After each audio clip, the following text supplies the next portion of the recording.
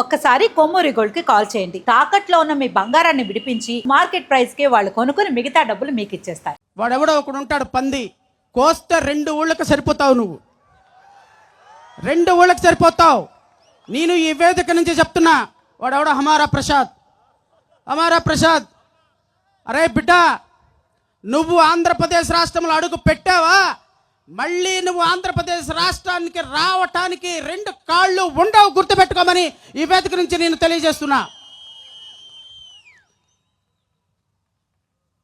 వాడికి పోటీ పడేటువంటి ఇంకో పంది ఉంది ఇక్కడ.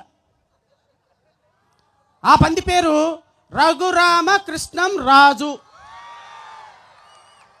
నేను ఈ వేదిక నుంచి చెప్తున్నా, మిస్టర్ రఘురామ కృష్ణం రాజు, నేను లిల్లీ పుట్టే. ఎందుకంటే కోస్తే 3 ఊళ్ళకి సరిపోయే నీ ముందు ఎవడైనా లిల్లీ పుట్టేరా బొకడం, ఎవడైనా లిల్లీ పుట్టే. నీకు ఛాలెంజ్ చేసి చెప్తున్నా, ఈ వేదిక నుంచి నీకు ఛాలెంజ్ చేస్తున్నా. నువ్వు దమ్ము ధైర్యం ఉంటే, అరే నువ్వు సూట్ వేసుకోరా ఒక్కసారి, నేను చూస్తా. నువ్వు సూట్ వేసుకో. భీమవరంలో ఉన్న క్లాత్ మార్కెట్లో మొత్తం బట్టలు కొన్నా కూడా నీకు సూట్ సరిపోదు. భీమవరంలో ఉన్న క్లాత్ మొత్తం కొన్నా కూడా నీకు సూట్ సరిపోదు. నువ్వేంట్రా సూట్ గురించి మాట్లాడుతున్నావు? I'm very sorry to say. ఎందుకంటే లిల్లీ పుట్టు లాంటి నువ్వు నన్నంటే, నేను అడవి పందాన్ని నిన్నానా? కొవ్వు పట్టిన పందాన్ని నిన్నానా? 2 మేకుల దేవుడా, 2 చెక్కల దేవుడా, 2 మేకుల దేవుడా, రేపటి నుంచి దళిత క్రైస్తవ సమాజం మీద కానీ, క్రైస్తవ సోదరుల మీద కానీ నీ మాట నోట్లో నుంచి వచ్చిందా, నీ నాలుక కోసి పిఠాపురంలో పవన్ కళ్యాణ్కి బహుమతిగా ఇస్తాను. ఈ వేదిక నుంచి ప్రకటిస్తున్నాను. నేను రఘురామ కృష్ణంరాజు, నీ దగ్గర 3,000 కోట్ల రూపాయలు బ్యాంకుల నుంచి దోచుకున్న డబ్బులునేమో, మా దగ్గర డాక్టర్ బిఆర్ అంబేద్కర్ దగ్గర నుంచి తెచ్చుకున్న ఆత్మాభిమానం అన్ని కంటే 1,000 కోట్ల రూపాయలు ఉంది, గుర్తుపెట్టుకో. నీ దగ్గర అమ్మా బాబుల దగ్గర నుంచి తీసుకొచ్చుకున్న తోకలు ఉన్నాయేమో పేర్లు, మా దగ్గర తోకలు కాదు, టన్నుల ఆత్మగౌరవం మా కులంలోనే ఉంది, గుర్తుపెట్టుకో. ఆకివీడులో సోదరులకి, చర్చి సోదరులందరికీ చెప్తున్నా, ఆకివీడు సోదరులందరికీ చెప్తున్నా, ఆంధ్రప్రదేశ్ రాష్ట్రంలో ఉన్న ప్రతి చర్చి నడిపే వాళ్ళకి చెప్తున్నా, రేపటి నుంచి మీ చర్చిల మీద మైకులు పెట్టుకోండి. పీకే వాడెవడో నేను చూస్తాను, వాడు ఎంతో చూద్దాం. ఏ చర్చిని కూలగొడతావో, కూలగొట్టిన చోటే నీ సమాధి కట్టే విధంగా నీ మీద రేపటి నుంచి పోరాటం మొదలు పెడుతున్నాం. నువ్వు ప్రార్థనాలయాల మీదకు వచ్చిన మరుక్షణం నువ్వు ఒక ఇటుకని కూలగొడితే నీ ఇంటిలో ఉన్న 1000 ఇటుకలు కూలగొట్టేటువంటి కార్యక్రమం ఈ రోజు ఏలూరు నుంచే మొదలవుతుంది. కాసుకో బిడ్డ. నీవు రఘురామ కృష్ణరాజు చెప్తున్నా,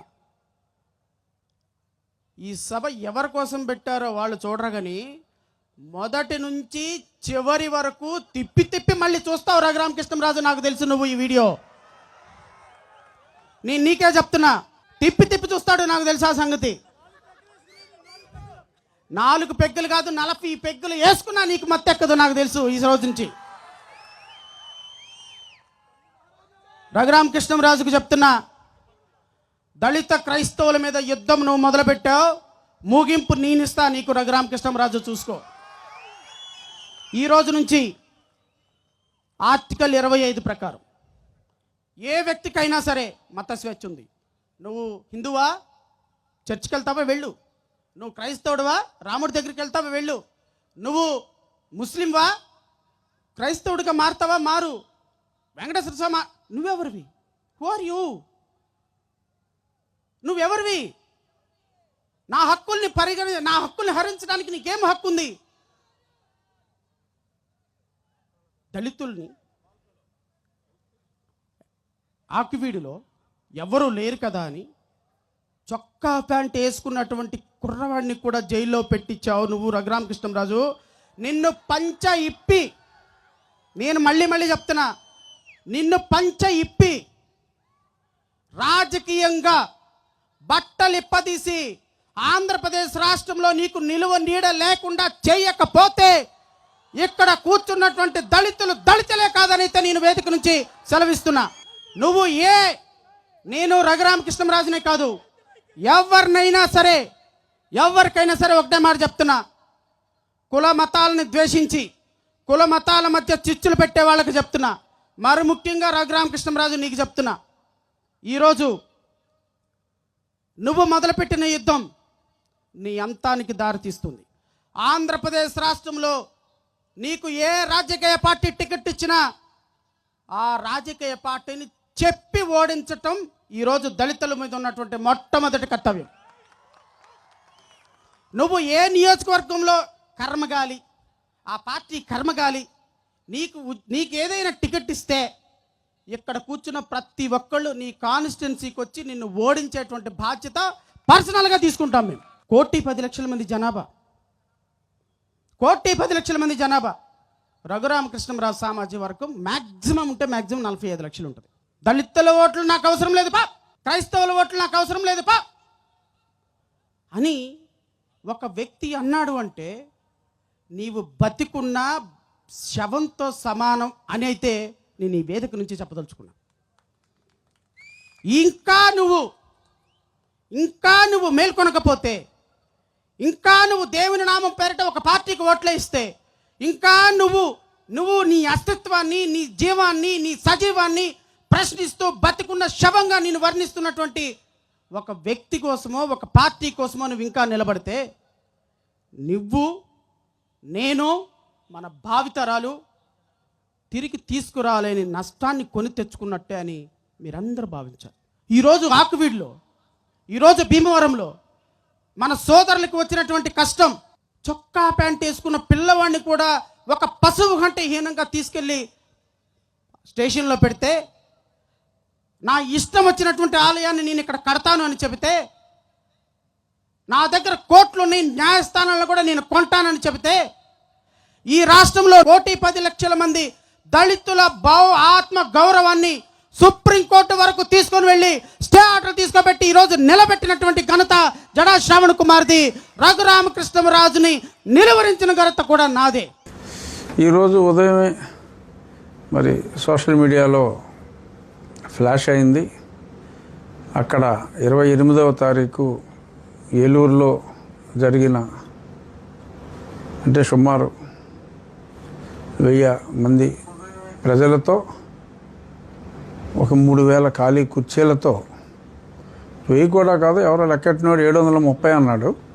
బట్ 1000 మంది అని చెప్పి సింపతిగా మనం లెక్కెట్టుకున్నప్పటికీ ఓ 3000 ఖాళీ కుర్చీలతో, ఆ ఖాళీ కుర్చీలు వాడేసుకున్న కుర్చీలు చూసుకుని, అంటే వాళ్ళు వేసుకున్న కుర్చీలే వాళ్ళు చూసుకుని అందులో మనుషులు ఉన్నట్టుగా ఊహించేసుకుని నోటుకొచ్చినట్టు వాగారు కొందరు. సో అలాంటి వాగ్గేయకారుల్లో ఒకడిని నోట్లో అని చాలా జుగుప్సాకరంగా మాట్లాడిన వ్యక్తిని మరి నిన్న మొన్న సోషల్ మీడియాలో కూడా ప్రజలు ముక్తకంఠంతో ఇలాగా ఆ నోట్లో ఉన్న నాలుకను పీకి కానుకలుగా ఇచ్చేవాడిని, అంటే వాడు చాలా అతిగా పేలాడు. ఇప్పుడు సభ్యత అనేది చాలా అవసరం. నేను 4 సంవత్సరాలు ప్రతిరోజు మీడియాలో గంట మాట్లాడి పోరాటం చేశాను. ఏ రోజు కూడా అప్పటి ముఖ్యమంత్రిపై కానీ ఎవరి మీద కూడా నేను తోలనాడినట్టుగా మాట్లాడాలి. ఎందుకంటే ఒక డెకోరం ఉండాలి, ఒక సభ్యత సంస్కారం ఉండాలి. అది లేకుండా అది కోసేస్తా ఇది కోసేస్తా అనో నోట్లో ఎలా అంత జుగుప్సాకరంగా మాట్లాడే వాళ్ళని సభ్య సమాజం హర్షించదు. అదే విషయం మరి సోషల్ మీడియాలో కూడా ఎంతోమంది ఈ ప్రభుత్వం ఇలా మాట్లాడే వాళ్ళని ఎంకరేజ్ చేస్తుందా, ప్రోత్సహిస్తుందా, ఏమిటి అన్నట్టుగా మరి చాలామంది వాళ్ళ మనోవేదనని సోషల్ మీడియా ద్వారా తెలియచేశారు. అలాగే పెద్దలు పవన్ కళ్యాణ్ గారి గురించే కాకుండా నా గురించి కూడా మాట్లాడిన మాటల మీద సోషల్ మీడియా చాలా మీడియా స్పందన ఎలా ఉన్నప్పటికీ ఇవాళ మీడియా అంటే సోషల్ మీడియాయే. సోషల్ మీడియా చాలా తీవ్రంగా స్పందించింది. మరి ఈరోజు ఉదయం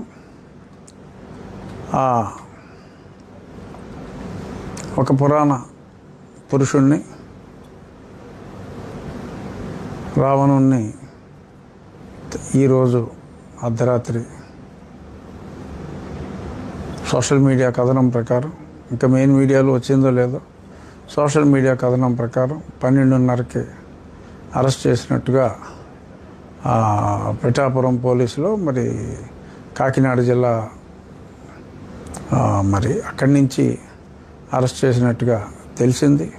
ఖచ్చితంగా ఇది ఎట్టకేలకు ఆహ్వానించదగిన